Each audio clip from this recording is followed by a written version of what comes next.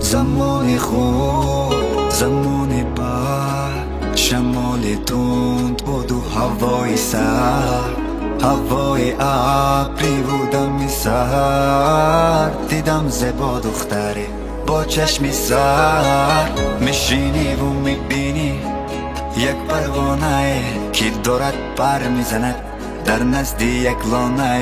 میشینی و میبینی آه چی دردانه. تمام شد همسایه و آغاز شد افسانه.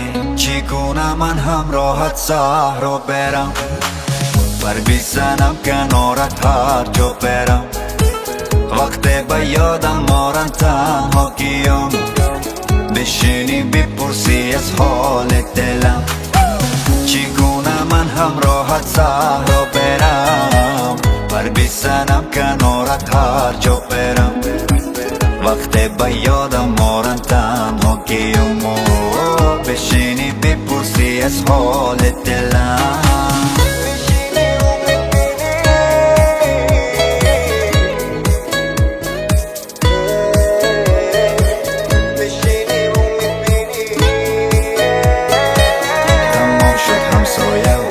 آغاز شد افسانه.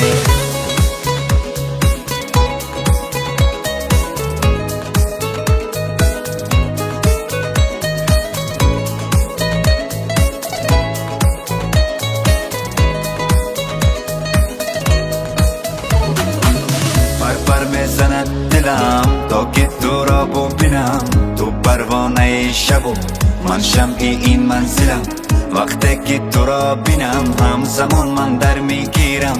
تو فقط بسوز بگو سوخته از غم میمیرم. دستانم با تو گرم است هر فصل و هر زمانه. نباشی من نباشم در زمین و آسمانه. تو نازکترین کسی خدا باشی در امانه. من باشم و تو باشی هر دو تنها نمانیم. چگونه من همراهت صحرا برم، پر بزنم کنارت هر جا برم.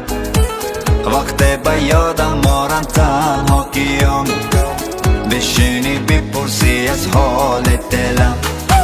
چگونه من همراهت صحرا برم، پر بزنم کنارت هر جا برم.